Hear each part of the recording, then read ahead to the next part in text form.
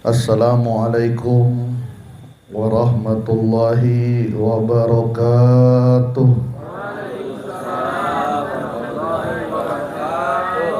Bismillahirrahmanirrahim. Alhamdulillahilladzi nawwara qulubana binuri la ilaha illallah. Allahumma salli wa sallim ala sayyidina Muhammadin wa ala alihi wa sahbihi ajma'in, amma ba'du. Ilahi anta maksudi wa ridhaka matlubi, atini mahabbataka wa ma'rifataka. Ashabal fadilah, ahli silsilah thariqah qadiriyah naqsabandiyah, pesantren Suryalaya, wabil khusus syekhina wa murabbi arwahina, pengersa Abah Aos Qaddasallahu sirrah, wa nafa'na Allahu bihi wa bi anwa'i ulumihi wa asrarihi wa karamatihi bi barakatil Fatihah.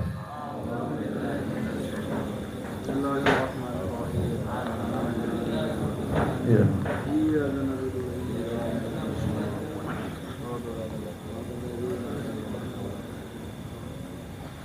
Al-Mukarram Wakil Talqin Syekh Mursyid Bapak Kiai Haji Mustafa Torfi yang baru saja menyampaikan ilmu-ilmu Allah, mataan Allah bituli hayatihi, para alim ulama, para tokoh masyarakat, wabil khusus sahibul bait Ustadz Cahyadi Anhar, Bang Robert Hutagulung.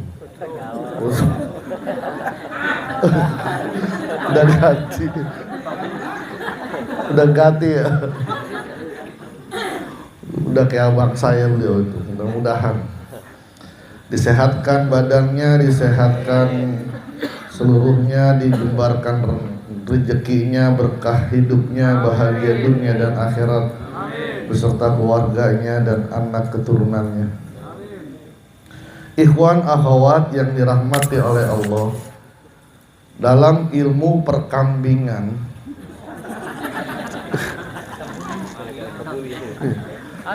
iya ada Pak aja ya Pak Judaya. Dalam ilmu perkambingan, kalau makan kambing itu cuman sampai 1 jam aja berfungsi, lebih dari 1 jam nggak bakal berfungsi apa-apa. Kekuatannya ya. Sekarang tadi kita makan udah lewat. Jadi kalau tadi coba lagi, kata bininya percuma aja makan. Ikhwan akhwat yang dirahmati oleh Allah Subhanahu wa ta'ala, ketika Allah menurunkan Al-Quran kepada Nabi Muhammad sallallahu alaihi wasallam melalui malaikat Jibril, kira-kira yang tergambar di otak kita, apakah Rasulullah menghafal? Misalnya Allah turunkan Qul huwallahu ahad, kata Jibril Qul huwallahu ahad, Nabi ngafalin Qul huwallahu. Allahu somad, Nabi ngafalin lagi. Lam yalid walam yulad, ngafalin lagi. Apakah seperti itu proses turunnya Al-Quran kepada baginda Rasulullah? Kalau seperti itu, betapa sulitnya Rasulullah ketika yang turun surah ayatnya begitu panjang. Surah Tabarok sekaligus, Waqiah sekaligus. Bagaimana kata Nabi, liar.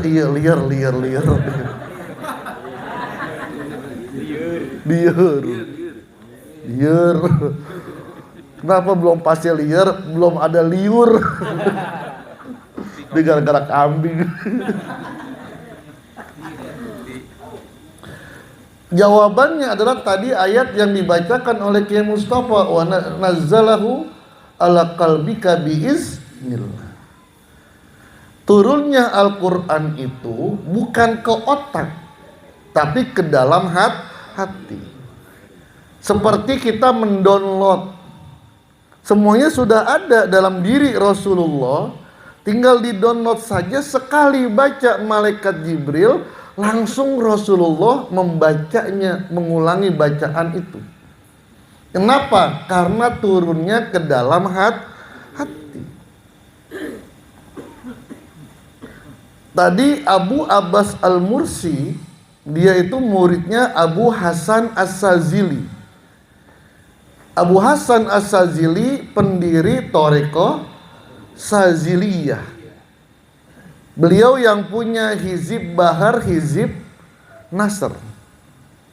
Abu Hasan As-Sazili kehidupannya hampir sama dengan Syekh Abdul Qadir Al-Jailani, tapi memang jaraknya jauh, 100 tahunan. Beliau tahun 700-an. Hidupnya kaya raya. Jadi seorang Syekh Thariqah hidupnya kaya raya. Dia kalau pakai baju cuma sekali langsung disedekahkan. Dia ingin memperlihatkan bahwasanya Thariqah itu bukan susah, tapi senang. Abu Hasan As-Sazili punya murid Abu Abbas Al-Mursi, makamnya di Mesir. Abu Abbas punya murid namanya Ibnu Athaillah As-Sakandari, yang kitabnya sangat familiar dalam dunia tasawuf, hikam atau ilmu.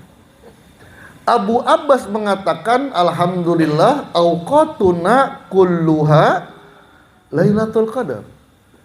Alhamdulillah semua waktu kita, mau bulan Rajab, mau bulan Syawal, mau bulan Safar, mau awal bulan, mau tengah bulan, mau akhir bulan. Kan beda ibu-ibu, di awal bulan beda, di akhir bulan beda. Di awal bulan kalau tidur masih pakai minyak wangi.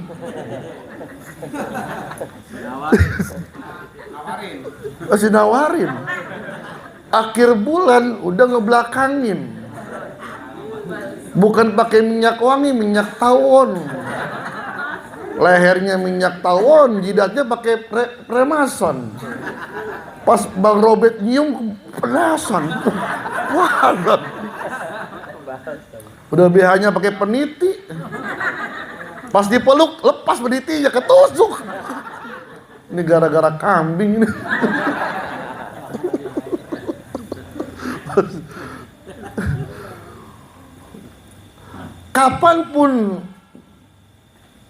Kapanpun waktunya sudah menjadi Lailatul Qadar.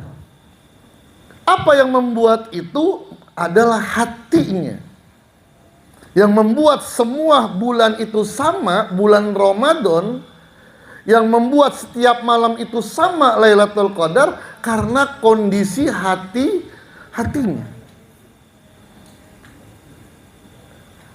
Saya mohon maaf, ini agak contoh, tapi inilah contoh yang saya rasa biar kagak ngantuk. Ibu-ibu ketika menyusui anaknya, apa kata Nabi? Seperti melaksanakan qiyamul lail. Oh, anaknya bukan bapaknya ya. Bener. Iya, kalau bapaknya saya belum ketemu hadisnya. Belum ketemu. Gak tahu kayak Mustafa udah ketemu. Kalau seorang ibu yang menyusui anaknya seperti melaksanakan qiyamul lail. Apa rahasianya? Kondisi hatinya.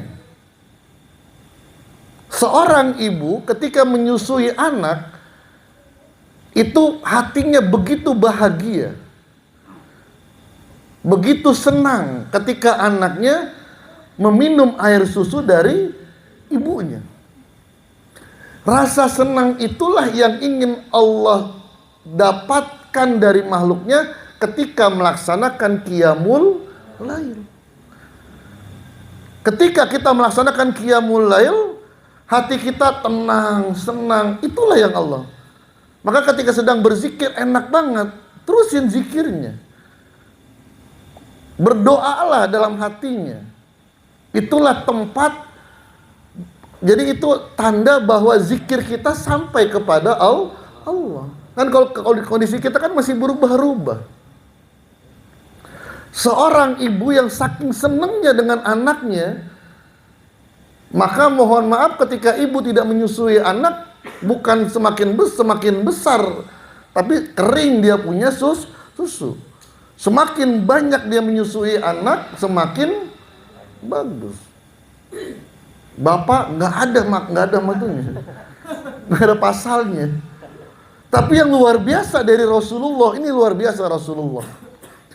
Ketika Rasulullah akan diambil oleh Halimatus Sa'diyah. Halimatus Sa'diyah dia cerita. Ini bisa dalam kitab Al-Anwarul Muhammadiyah yang ditulis oleh Syekh Yusuf An-Nabhani. Beliau bercerita ketika aku ke Mekah, aku punya anak kan nggak mungkin nggak punya anak nyusuin kan nggak mungkin. Bukan nyusuin, ngempeng namanya kalau bahasa Betawi. Karena nggak keluar susu. Dia punya anak, tapi anakku nggak pernah tidur nyenyak. Kecuali bukan tidur nyenyaknya bukan karena minum susuku, tapi karena kecapean menangis. Kenapa? Karena dia tidak pernah kenyang meminum susu yang ada dalam diriku. Ketika dia menggendong Rasulullah, dia merasakan terjadi perubahan dalam fisiknya. Payudaranya semakin besar. Ketika dia menggendong putranya, di sebelah kiri, Rasulullah sebelah kanan. Naik keledai. Itu dia merasakan kok ada yang beda nih. Ada yang nonjol-nonjol. Rasulullah menangis ingin disusuin oleh Halimah. Sampai Rasulullah kenyang tertidur, kata Halimah, nggak pernah aku merasakan seperti ini. Sebelum kenyang susunya udah nggak ada, tapi ketika sama Rasulullah sampai habis. Begitu pula anaknya. Yang luar biasa kata Halimah, Rasulullah kalau nyusu maunya di sebelah kanan. Dikasih kiri nggak mau. Beda sama Haji Daya, kanan kiri jadi. Iya. Rasulullah nggak mau. Ya seimbang. Itu Rasulullah. Baik. Contoh yang lain, guru mursyid kita. Guru mursyid kita kondisinya dimanapun, kapanpun, ya seperti itu saja. Itu saya menyaksikan. Biasanya kalau kita umroh, kan beda sholat di Cikarang, di Cibatu, sama sholat di depan Ka'bah, kan berbeda. Kondisi hati kita berbeda. Tapi kalau hati kita sudah sempurna, sudah menjadi Baitullah, sudah menjadi rumah Allah, sama saja. Mau di Cikarang, mau di Cibatu, mau di Mekah, mau di Madinah, hatinya sama seperti itu. Merasakan kenikmatan dalam ibadah. Itulah yang dimiliki oleh guru agung kita. Maka ketika umroh makbulah, Abah sholat di Masjid Haram cuma 1 kali, Pak. Ketika sholat Jumat. Itu pun ketika sedang melaksanakan sa'i. Di tengah-tengah sa'i, azan, Abah langsung duduk. Abah itu, ibadah itu juga, maka dikatakan gini, tadi dikatakan memang ibadah kita ini beda levelnya, Pak. Itu yang mengatakan Syekh Abdul Qadir Al-Jailani. Kalau Rasulullah itu diutus untuk seluruh manusia. Orang awam, orang khawas, dan khawasul khawas. Itu Rasulullah. Tapi guru mursyid hanya bisa memberikan pelajaran kepada orang khawasul khawas. Ini terbukti, Pak. Orang datang ke Abah belum ditalkin, suruh talkin dulu. Nggak nyambung. Yang kedua, pelajaran-pelajaran yang diberikan oleh Abah kepada kita, itu banyak di masyarakat itu tidak dilakukan. Contoh yang tadi ini Lailatul Qadar, sholat Lailatul Qadar. Emang ini bulan Ramadan? Beda. Sholat awal waktu. Zikir jahar la ilaha illallah. Banyak amalan-amalan yang bagi mereka itu aneh. Kok sholat duduk sih? Kok sholat duduk? Kenapa sholat duduk? Tapi ketika kita membahas, tidak ada larangan dalam Islam, dalam fikih. Kalau ada orang yang protes, kok sholat duduk? Bapak baca kitab fikih apa gitu. Gituin aja. Sok pede aja. Emang itu fikih apa? Nanti nggak pakai fikih. Tapi ada kitab fikih yang muktamad dalam fiqhul Islami Imam Syafi'i. Mazhab Syafi'iyah. Namanya Tuhfah Sarah Minhaj. Yang ditulis oleh Ibnu Hajar Al-Haytami. Itu kalau kiainya ngerti fikih, udah Ibnu Hajar udah samina wa atona udah. Ibnu Hajar termasuk golongan-golongan ulama-ulama yang pendapatnya muktamad lah dalam kitab, dalam mazhab Syafi'iyah. Kitab Tuhfah itu menjelaskan sholat sunnah itu ada masru'un bil jamaah, ada masru'un bi ghairi jamaah. Ada sholat sunnah yang disyariatkan dengan berjamaah, kayak sholat Idul Fitri, Idul Adha, Istisqa, Taraweh, itu masru'un bil jamaah. Ada juga sholat yang tidak disyariatkan berjamaah, qobliyah, ba'diyah, tahajud. Tapi Ibnu Hajar Al-Haytami mengatakan sholat yang ghairu masru'in bil jamaah yajuzu bil jamaah, diperbolehkan dilaksanakan dengan berjamaah. Itu selesai udah. Yang ngomong siapa? Ibnu Hajar Al-Haytami. Gak paham juga, hajar aja udah. Hajar pakai pendapat udah. Jadi ajaran kita ini tidak ada sedikit pun yang keluar daripada syariat Islam. Kok sholat duduk? Kenapa sholat duduk? Ternyata kalau saya berpikir, saya menurut pendapat saya, menghidupkan sunnah Rasulullah.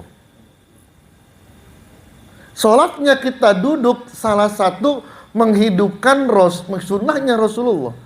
Karena Rasulullah ketika sholat sunnah terkadang berdiri, terkadang duduk tanpa melihat kondisi badannya. Dari mana? Silakan buka kitab Sunan An-Nasa'i. Di situ dijelaskan. Sunan An-Nasa'i itu termasuk kutubus sittah. Mengatakan Rasulullah di akhir hayatnya beliau sering sholat-sholat sunnah dengan cara duduk. Tanpa kondisi badannya kelelahan, enggak, segar badannya. Tapi sholatnya duduk. Ketika kita melaksanakan sholat duduk, itu menghidupkan sunnah Rasulullah. Kenapa? Kalau enggak biasa sholat sunnah duduk, keder Pak. Ini terjadi Pak di jamaah umroh Pak. Kan umroh kan ada nangis-nangis di depan Ka'bah.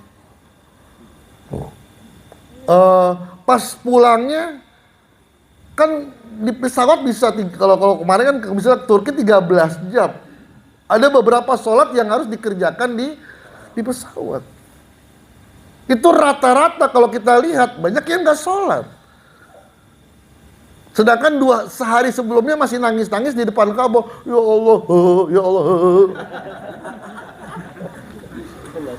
Iya. Bahkan pembimbing-pembimbing itu harus ngadain muhasabah katanya. Muhasabah Ustadz, ya nanti. Pokoknya muhasabah harus nangis. Kalau nggak nangis nggak berhasil. Jadi dibuat nangis, ya udah paksain nangis udah. Gimana kayak caranya? Bawang, bawa bawang. Pas ditanya Ustadz, kenapa ibu sholat? Aduh, saya keder Ustadz, sholat duduk. Kan gini doang. Kadang-kadang ruku, kadang-kadang keder saya Ustadz. Karena kenapa? Karena nggak biasa. Bener Pak. Kalau biasa udah enak, Allahu Akbar. Allahu Akbar. Sami Allahu liman hamidah. Kalau nggak biasa, Allahu Akbar. Allahu Akbar. Sami Allahu liman hamidah. Allahu Akbar. Sami Allahu liman hamidah. Allahu Akbar. Sami Allahu liman hamidah. Allahu Akbar. Assalamualaikum. Assalamualaikum. Nggak kelar-kelar. Nggak biasa. Jadi ini Thariqah kita ini luar biasa Pak. Memang ada beberapa ajaran-ajaran yang tidak bisa disampaikan secara umum. Banyak ajaran-ajaran yang nggak bisa disampaikan secara umum. Itu memang dalam teori keilmuan kan begitu. Ada ilmu-ilmu ketika kita menghadapi anak, misalnya taruh audien kita tuh anak-anak kecil, ilmu-ilmu yang dewasa jangan disampaikan, keder dia. Ada ilmu-ilmu begitu juga. Begitu pula dalam banyak ilmu-ilmu dalam Thariqah yang tidak bisa disampaikan secara umum. Misalnya tentang kedahsatan kemursidan. Kedahsatan abah itu kalau disampaikan secara umum, ujung-ujungnya, wah ini sih mengkultuskan nih. Ujungnya begitu Pak. Wah fanatik nih. Ini syirik nih, ujung-ujungnya begitu. Maka ketika kita secara umum, ya tetap kita mengangkat abah, tapi sisi alaknya. Sisi alaknya beliau. Ngebahas alaknya beliau, itu nggak selesai-selesai Pak. Jangan sisi-sisi karomah atau fasilitas khusus yang Allah berikan kepada beliau. Beliau itu sudah bisa melobi. Nih, kayak walau annahum izzolamu anfusahum ja'uka fastaghfarullaha wastaghfara lahumur rasulu lawajadullaha tawwabar rahim. Nanti dalam pembahasan Lailatul Qadar, saya pernah ngomong langsung ke Abah. Ternyata itu kita tidak bisa lepas dari hubungan dengan sesuatu yang bersifat gaib. Nggak bisa lepas Pak. Apalagi dalam dunia Thariqah, itu sangat kental kita berhubungan dengan sesuatu yang bersifat gaib. Apa? Arwahul muqaddasah. Tapi kan ini nggak bisa disampaikan secara umum. Hadir 240.000, kan itu. Kok gini sih itu? Tapi kalau kita emang seperti itu sudah. Dan itu tidak bisa terhindari. Saya ada wakil talqin, ketika dia mewakilkan abah dalam mentalqin, itu Allah kasafkan penglihatannya. Ternyata ketika dia talqin itu nggak sepi Pak. Dia nitip nanya sama saya, kayak nanya abah, kenapa saya ente aja? Aduh aneh ketemu abah. Jangankan ngomong, ngelihat aja nggak sanggup, sampai begitu Pak. Ini ada wakil talqin seperti itu. Jangankan nanya, ngelihat abah aja udah nggak sanggup. Cahaya abah itu udah luar biasa. Oh iya mau luar biasa. Kalau ada sih masih ketutup sama bening-bening.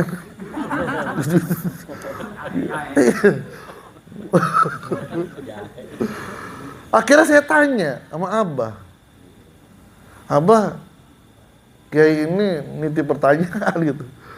Kenapa ketika beliau itu memberikan talqin zikir mewakilkan abah, itu beliau melihat tuh penuhnya luar biasa Pak. Dan misalnya taruh cuma 2 orang yang ditalqin, dia bisa ngelihat yang hadir itu banyak, dan duduknya itu diem gitu kayak patung. Tapi bukan patung dia. Berpakaian putih, dan pasti yang beliau lihat adalah abah dan abah Anom. Pasti itu ada selalu. Pertanyaan dia, ini bener gak sih atau halusinasi? Abah jawabnya sederhana, Pak. Gak pakai penerangan apa-apa, cuman Abah jawabnya, inna anzalnahu fi lailatul qadr wa ma adraka ma lailatul qadr lailatul qadri khairum min alfi syahr tanazzalul pas lagi tanazzalul ditekankan sama Abah, tanazzalul malaikatu warruhu fi. Abah ngomong gitu. Apa jawabannya? Ketika turunnya ke dalam diri seseorang, itu para malaikat dan arwahul muqaddasah, itu kalau malaikat saja itlaqul juz'i li iradatil kulli dalam ilmu usul fiqh, menyebutkan sebagian, tapi sebenarnya banyak makhluk-makhluk yang seperti malaikat yang bersifat gaib. Siapa? Arwahul muqaddasah. Bisa jadi orang tua mereka pun hadir di situ. Kenapa? Ada prosesi yang sangat luar biasa. Pengangkatan makom di hadapan Allah, pelantikan. Memasukkan itu nggak sembarangan ke dalam hati manusia.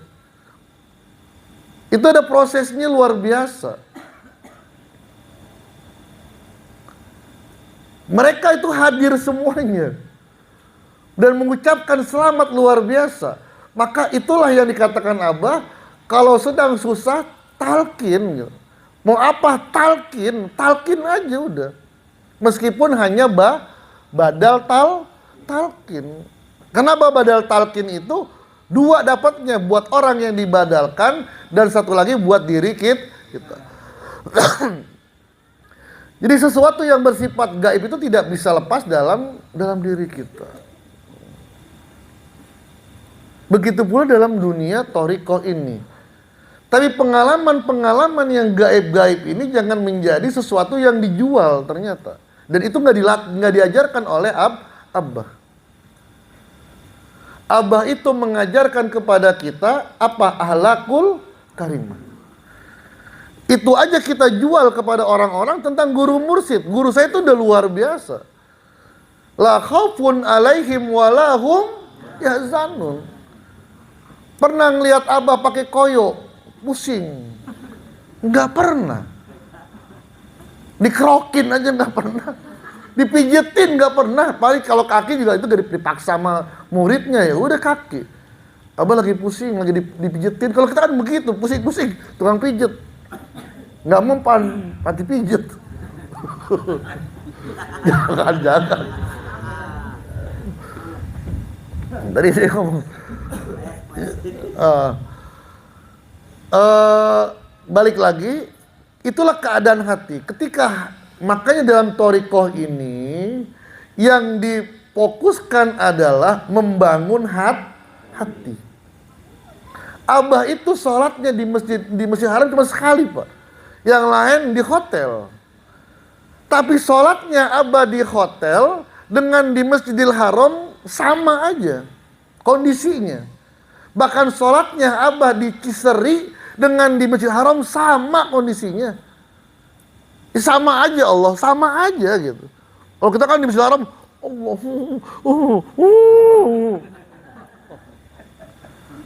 kondisi hatinya sama. Kenapa? Ternyata hatinya Abah sudah menjadi Baitullah. Nih udah ini nggak pernah lepas ini. Itulah yang diajarkan Abah Anam kepada Abah Aos.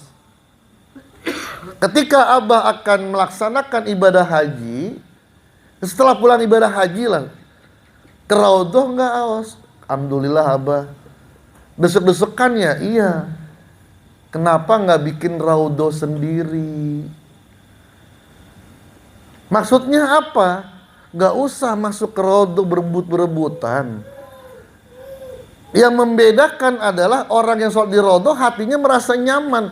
Ya sudah, ciptakan itu di luar tempat Raudhah. Di tempat yang sepi. Ikhwan ketika lagi umroh makbulah, dia banyak duduk di tiang yang nomornya 38. Ternyata Abah Awas pun begitu. Ketika dengan Abah Anom nanti ketemu Abah di tempat yang gak diinjak orang loh. Wallah, kayak gimana lah gitu. Nanti ketemu Abah di tempat yang gak didatangin orang. Ciptakan di situ. Ternyata benar, Pak. Saya kalau setelah mendengarkan itu ya kita berusaha. Ya ziarah Nabi ziarah, sambil jalan aja udah. Assalamualaikum, ziarah aja. Tapi ketika kita mengamalkan selawat Bani Hasyim, itu nggak usah di belakang masjid, nggak usah di belakang percis makam Nabi. Dari jauh aja, dari jauh dengan syarat menghadrohkan Rasulullah, menghadirkan Rasulullah dan merobitohkan hati kita dengan guru mursyid. Sama rasanya. Jadi udah nggak usah, wah alhamdulillah saya udah qorodoh. Itu udah bukan bahasa ikhwan, Pak. Ikhwan, alhamdulillah saya udah qorodoh 2 kali. Itu bukan bahasa ikhwan. Bahasa ikhwan adalah alhamdulillah setiap waktu saya sholat di raudhah. Apa yang bisa menciptakan itu? Ini ternyata ini maka ilmu yang sangat luar biasa, Pak. Itulah yang Hasan Al-Basri mengatakan orang zikir jahar dengan zikir khafi lebih kuat zikir khafi 70 kali lipat. 70 bahkan 70.000 kali lipat. Karena inti dari ibadah adalah ada di sini, di Baitullah. Jadi inilah ajaran kita. Yang kalau tadi mengatakan memang banyak orang-orang yang belum bisa, ya mau diapain lagi? Abah bahasanya dengan mayasa. Kalau saya hadir di maulid, Pak, enak, Pak. Ada acara maulid kita bisa nongkrong, Pak. Itu sebungkus habis, Pak. Sebungkus habis. Kopi bolak-balik. Pas lagi tampil baru kita naik. Pulang kita ceramah, pulang udah enak. Tapi kalau manakib kan nggak bisa. Coba tadi pas lagi sholat maghrib, sholat isya, saya di dalam rumah aja ngerokok. Bisa dipecat saya. Coret, Ustaz Kiai Rusdi jangan undang lagi. Begitu bisa. Bahkan Abah mengatakan kalau datangnya terlambat aja bisa, dia nggak boleh. Abah tuh jam 5 itu masih harus datang. Pas datang, kemarin wakil talqin ketika pertemuan, bagaimana nih? Jangan gitu-gitu banget. Kadang-kadang juga jamaah juga minta juga gitu. Beberapa kali, waduh saya 5:30 masih di jalan nih, gimana nih? Nggak apa-apa Kiai, hadir aja. Alhamdulillah. Kan balik lagi kan nggak balik modal.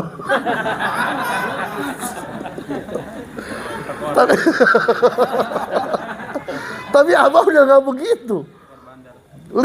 Jam 5 balik dia. Karena keistiqomahan itu Allah memperjalankan beliau. Pak. Pernah sama Mang Somad, tempatnya masih jauh. Kalaupun diperkirakan maghrib baru nyampe. Biasanya Abah langsung balik. Tapi untuk pada saat itu kata Mang Somad, apa kata Abah? Somad, tutup matanya. Tutup mata. Buka, udah ada di depan rumah orang itu. Saya nyoba berapa kali. Gak bisa.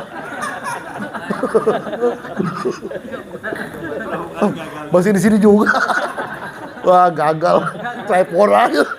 Gimana nih? Terusin aja Ustaz. Ya, apa udah. Emang makom kita masih di bawah. Mudah-mudahan diistiqomahkan oleh Allah Subhanahu wa taala. Hajat daripada sahibul bait, daripada tuan rumah, mudah-mudahan dikabulkan oleh Allah Subhanahu wa taala.